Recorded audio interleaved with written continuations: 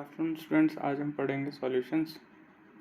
तो class 12th chemistry का first chapter काफ़ी इजी चैप्टर है as comparison to other chapter. इनके कॉन्सेप्ट काफ़ी इजी अंडरस्टैंड के लिए। तो देखते क्या क्या कॉन्सेप्ट है। सबसे पहले आता है सॉल्यूशन क्या होता है, उसके टाइप क्या है। देन उसके बाद solubility of gas in liquid, Henry's law, Rawls law, colligative properties. फिर उसके बाद ख़त्म हो जाता है वेंट ऑफ फैक्टर के बाद। तो शुरू करते हैं। सबसे पहले सॉल्यूशंस का मतलब होता है जब टू और मोर सब्सटेंस आपस में मिक्स हो जाते हैं। ठीक है, दो तरह के मिक्सचर होते हैं, हेट्रोजीनियस, होमोजीनियस। होमोजीनियस मिक्सचर होना चाहिए। होमोजीनियस वो मिक्सचर होते हैं जो अच्छे से मिक्स हो जाते हैं। ठीक है, नीचे लिखा हुआ है डेफिनेशन होमोजीनियस मिक्सचर की। तो सॉल्यूशन दो चीज़ों से बना होता है, सॉल्वेंट और सॉल्यूट। ये भी आपको पता होना चाहिए। और सॉल्वेंट जो है वो सॉल्यूट से हमेशा ज़्यादा होता है। अब ये देखिए टाइप्स ऑफ दे रखे सॉल्यूशन। अगर आप गैस को गैस में डाल के मिक्स करना चाहते तो हमारा एटमॉस्फेयर बेस्ट एग्जांपल है। लिक्विड को गैस में डाल के मिक्स करना चाहते तो हमारा chloroform with nitrogen best example है। सॉलिड को गैस में मिक्स करना चाहते तो हमारा camphor in nitrogen gas best example है। गैस को लिक्विड में डाल के मिक्स करना चाहते तो ऑक्सीजन बेस्ट एग्जांपल है। लिक्विड को लिक्विड में मिक्स करना चाहते हो तो एथनॉल बेस्ट एग्जांपल है। सॉलिड को लिक्विड में मिक्स करना चाहते हो तो ग्लूकोज। तो ऐसे ही है। Expression for concentration of solution. तो सबसे पहले मोल फ्रैक्शन आता है। मोल फ्रैक्शन क्या कहता है, नंबर ऑफ मोल्स अपॉन, ठीक है, टोटल नंबर ऑफ मोल्स। तो ये फ्रैक्शन ही है जैसे मैथ्स में होती है। तो ये इसका फॉर्मूला दिखाता हूँ मैं, एक minute.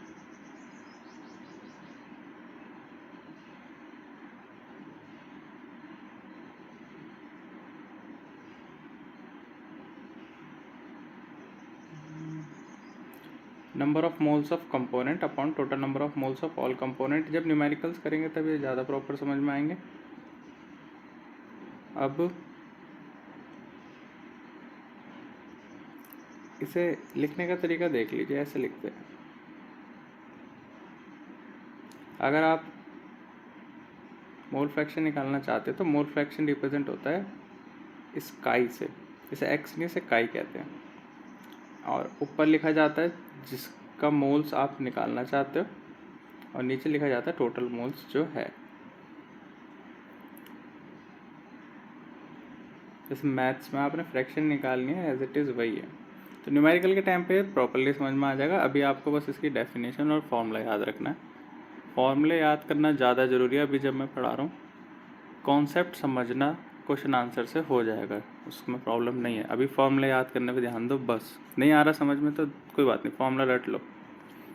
Mass percentage. Mass percentage क्या होता है, जिसमें mass of the component solution upon total mass of solution into 100, ये होता है मास परसेंटेज।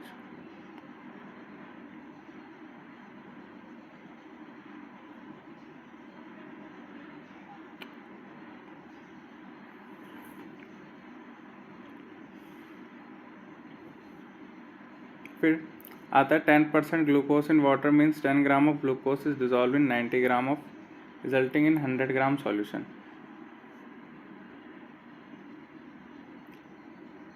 ठीक है, ये भी ठीक है। फिर आता है वॉल्यूम परसेंटेज। ये वॉल्यूम परसेंटेज का फॉर्मूला है, volume of component upon total volume of solution.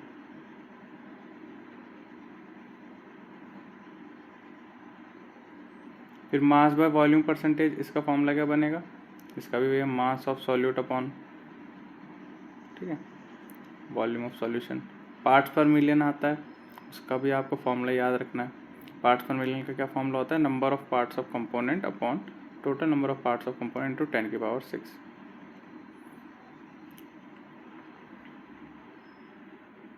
तो ये सारी चीज़ें ऐसी कवर हो जाएंगी। देन चलिए क्वेश्चन से समझ लेते हैं टॉपिक कि आपको फॉर्मूले याद करना क्यों ज़रूरी है। जैसे क्वेश्चन दे रखा है, calculate the mole fraction of ethylene glycol in a solution containing 20% of C2H6O2 by mass.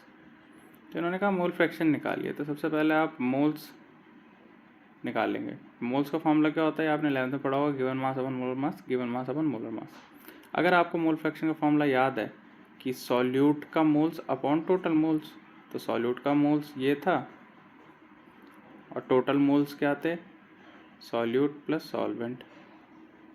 आ गया आंसर मोल फ्रैक्शन का। तो इसलिए बस आप ये फॉर्मूला याद कर लीजिए, क्वेश्चंस के टाइम पे काफ़ी इजी हो जाएगा। मोलैरिटी एक बहुत इंपॉर्टेंट टॉपिक है, इसका फॉर्मूला बहुत इंपॉर्टेंट है, तो ये आपको पता होना चाहिए। तो मोलैरिटी का फॉर्मूला होता है moles of solute upon volume of solution in litre, मतलब कितना मोल्स डाला है कितने वॉल्यूम में।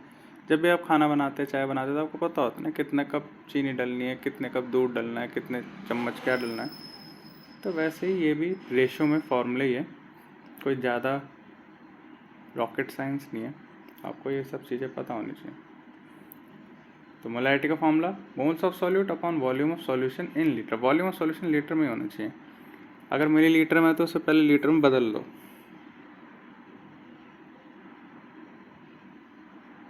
फिर आता है मोलैलिटी। मोलैलिटी कहता है moles of solute upon mass of solvent in KG. ठीक है, तो ये आपको याद होना चाहिए। Main advantage of molality over molarity, molality over molality में क्या एडवांटेज होती है कि जो मोलैलिटी है वो चेंज नहीं होती, क्योंकि मोलैलिटी मास पे डिपेंड करती है। मास तो चेंज होता ही नहीं, आपने पढ़ा है मास can nether be created nor be destroyed. Volume change हो सकती है टेम्परेचर की वजह से, तो मोलैरिटी को अच्छा नहीं माना जाता स्टैंडर्ड मेजरमेंट के लिए, मोलैलिटी को अच्छा माना जाता है। ठीक है, जिसमें डबल एल आते हैं। ये क्वेश्चंस आते हैं, आप नोट कर लीजिए, मैं कोचिंग में समझा दूँगा, खुद भी ट्राई कर लीजिए, इतने हार्ड है नहीं। फिर आता है सॉल्युबिलिटी। सॉल्युबिलिटी क्या कहता है, काफ़ी इजी है। सॉल्युबिलिटी ये समझाता है कि कितनी चीज़, कितना सॉल्यूट कितने सॉल्वेंट में मिक्स होगा। ठीक है, सॉल्वेंट मतलब पानी एग्जाम्पल, और सॉल्यूट मतलब चीनी, तो कितनी चीनी कितने पानी में मिक्स होगी, ये सॉल्युबिलिटी है। तो अब चीनी अगर चाहे तो हम 10 चम्मच भी मिक्स कर सकते हैं, चाहे तो 20 चम्मच भी कर सकते हैं पानी को गर्म करके, चाहे तो पानी को ठंडा करके 2 चम्मच भी मिक्स कर सकते हैं। 2 चम्मच से ज़्यादा मिक्स नहीं होगी अगर पानी बहुत ठंडा है तो। ठीक है, बर्फ़ है, बर्फ़ में चीनी मिक्स हो सकती है, नहीं हो सकती। तो सॉल्युबिलिटी चेंज करी जा सकती है किसी भी चीज़ की।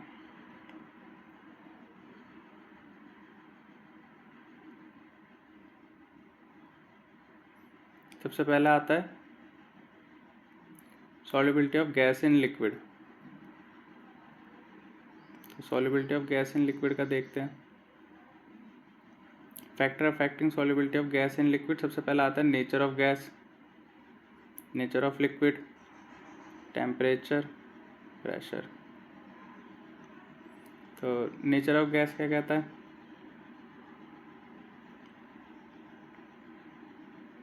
कि गैस किस तरीके की है। अगर वो स्मॉल साइज़ की तो ज़्यादा मिक्स होगी, अभी बताया मैंने टेम्परेचर की वजह से तो चेंज हो ही सकती है solubility.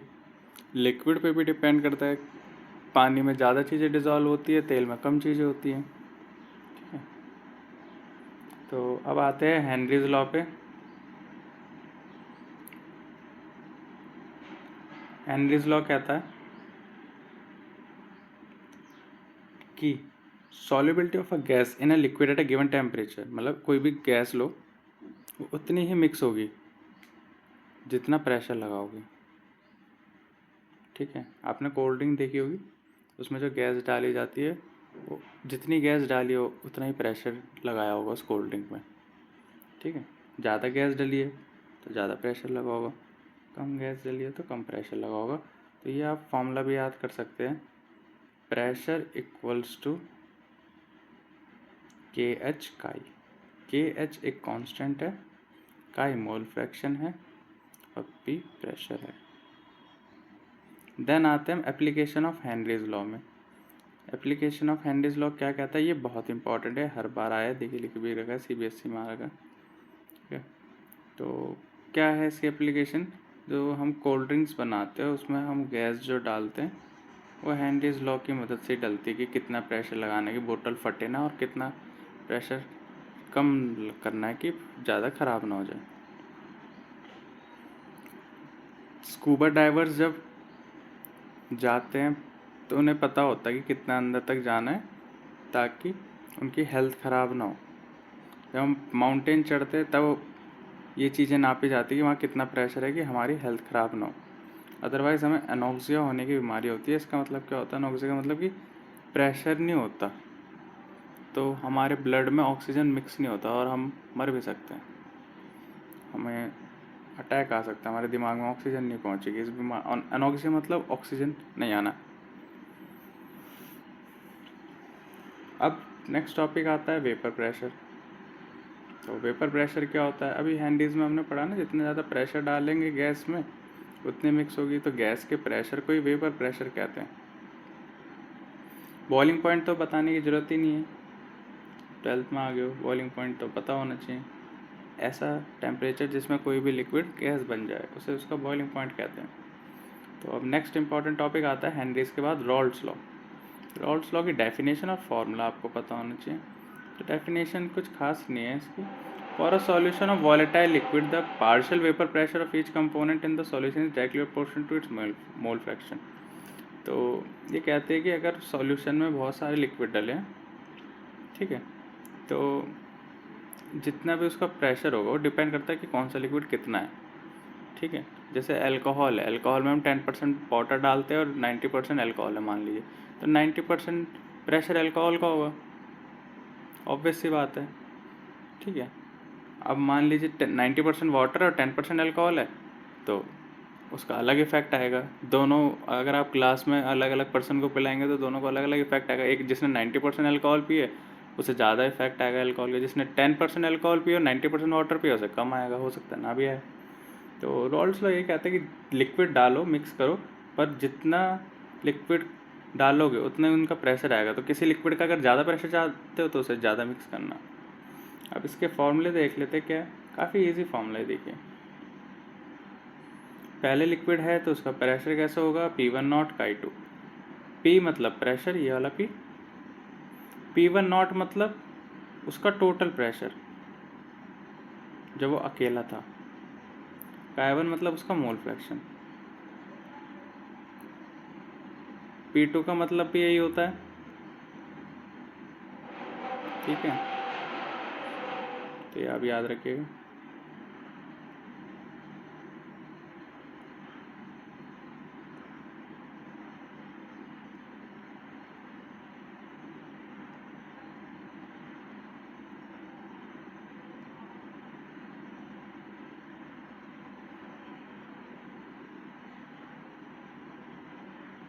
रॉल्ड्स law as a special case of Henry's law.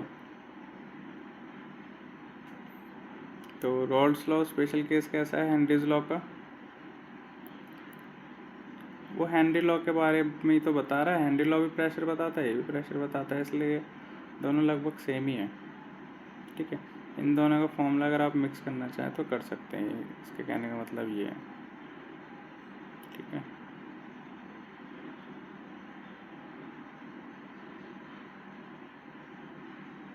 ये देखिए, ये लिखा है when KH becomes equal to P naught. जब हेनरी कांस्टेंट, KH मतलब हेनरी कांस्टेंट, ये जब P नॉट के बराबर हो जाए तो वो रॉल्ड्स लॉ हो गया, ठीक है। Ideal and non ideal solution ही काफ़ी इंपॉर्टेंट टॉपिक है, आ सकता है।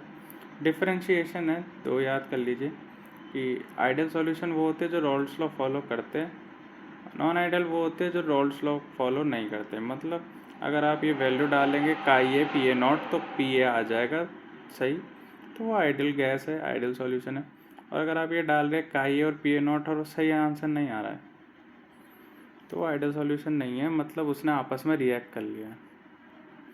ये भी बात आप ध्यान से सुनिए, आइडियल सॉल्यूशन मिक्स होते हैं, रिएक्ट नहीं करते, ठीक है।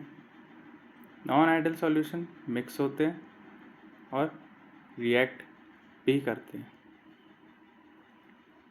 तो रिएक्शन अलाउड नहीं है। ये देखिए, n hexane n heptane mix करोगे तो ये आपस में मिक्स हो जाएंगे, पर ये एक दूसरे के साथ बॉन्ड या कोई भी केमिकली रिएक्ट नहीं करेंगे। वहीं H2 और एथनॉल ये पक्का कुछ ना कुछ बॉन्डिंग कर लेंगे। अगर आप अपने 11th में प्रॉपरली ध्यान दिया होगा तो हाइड्रोजन बॉन्डिंग कर लेते हैं।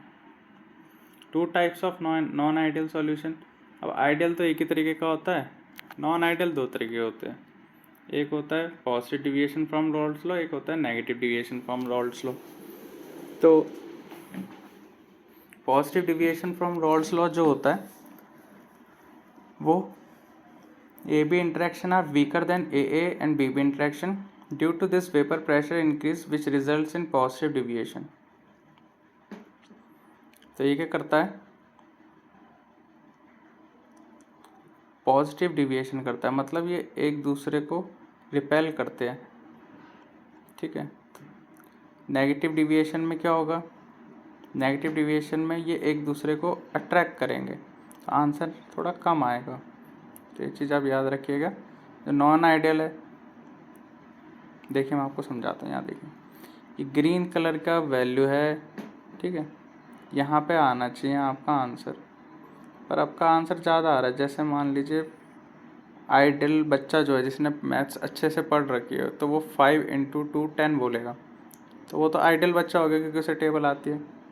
बट जो नॉन आइडियल है 5 × 2 या तो 10 से ज़्यादा बोलेगा, तो मतलब वो पॉजिटिव डिविएशन है, या वो 10 से कम बोलेगा कि 5 × 2 = 8 होता है, तो वो नेगेटिव डिविएशन है।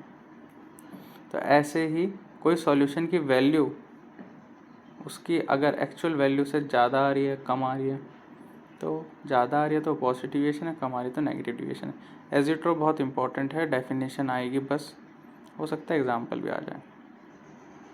2 ऐसे लिक्विड को मिक्स करना जिसके बाद उनका टेम्परेचर सेम हो जाए। जैसे मान लीजिए मेरा टेम्परेचर 50 है, दूसरे लिक्विड का टेम्परेचर 100 है, हम दोनों को मिक्स करा, अब हम दोनों का टेम्परेचर 70 हो गया, तो इसे कहते हैं एजियोट्रॉप।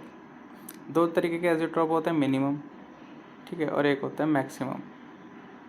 मिनिमम में दोनों को मिक्स करने के बाद कम वाली वैल्यू आती है थोड़ी, जैसे इन्हें मिक्स करेंगे तो इनका जो प्रेशर होगा, जो बॉइलिंग पॉइंट होगा वो कम आएगा, जो दोनों के प्लस करने से ज़्यादा आता। वैसे मैक्सिमम बॉइलिंग जो है उसमें ज़्यादा आएगा। फॉर एग्ज़ाम्पल, दोबारा एग्ज़ाम्पल से समझाता हूँ। मिनिमम बॉइलिंग पॉइंट जो है उसमें मान लीजिए मेरा 50 है और सामने वाले लिक्विड का 10 है, तो दोनों का प्लस करके 60 आ रहा है, तो पर 60 से कम आ रहा है तो वो मिनिमम बॉइलिंग पॉइंट हो गया, और 60 से ज़्यादा आ रहा है 70 हो गया तो वो मैक्सिमम बॉइलिंग पॉइंट आया समझ में। जैसे आप और आपके फ्रेंड है, पहले आपके 90% आते थे, अब आप दोनों साथ में पढ़ रहे तो आपके 95 आ रहे हैं, तो मतलब आप मैक्सिमम बॉइलिंग एजियोट्रॉप है, आप दोनों ने एक दूसरे को और अच्छे से पुश कर दिया। दोनों के 90-80 आते थे, अब दोनों के 95 आ रहे थे, तो दोनों का प्लस हो गया। वहीं पे अगर आपके 90-80 आते थे दोनों फ्रेंड्स के और आप साथ में पढ़ रहे हो और आपके 70 आ रहे हो, तो मतलब आप मिनिमम बॉइलिंग एजियोट्रॉप है। आप 2 ऐसे मिक्सचर है जिसको मिक्स करने के बाद दोनों की कैपेसिटी कम हो गई। वहीं पे कॉलिगेटिव प्रॉपर्टीज़ कुछ खास नहीं है, 4 टॉपिक है। कॉलिगेटिव प्रॉपर्टी का मतलब होता है कि boiling point, melting point, vapour pressure और ऑस्मोटिक प्रेशर, तो ये 4 कॉलिगेटिव प्रॉपर्टी होती है। मतलब प्रॉपर्टी मतलब कि इसका बॉइलिंग पॉइंट क्या है, प्रॉपर्टी मतलब आदतें, ठीक है।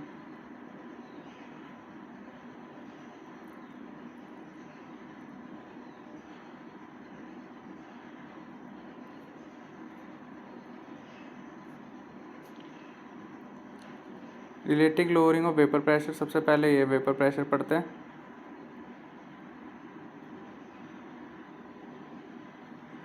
तो वेपर प्रेशर जो है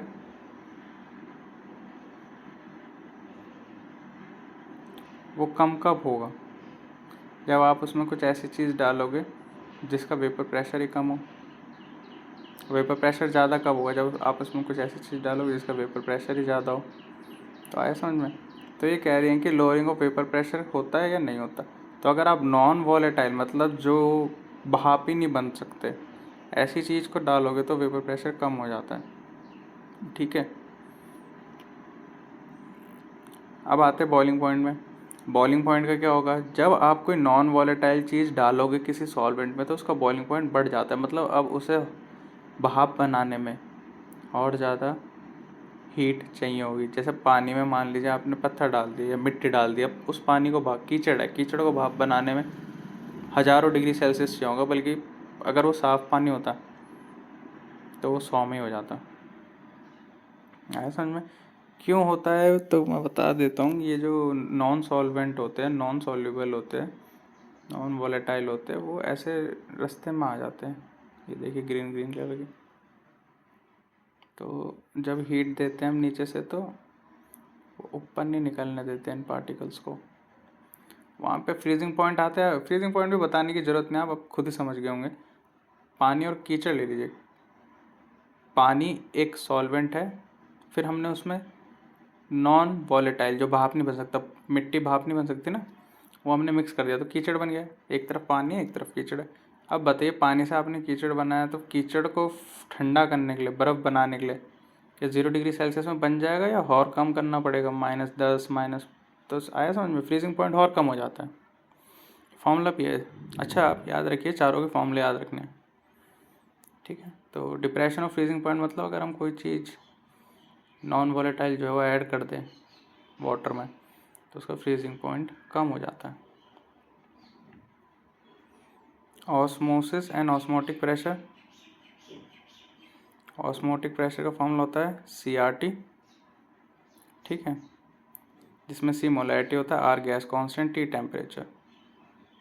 तो ये चीज़ आप याद रखिएगा, ऐसा होता है।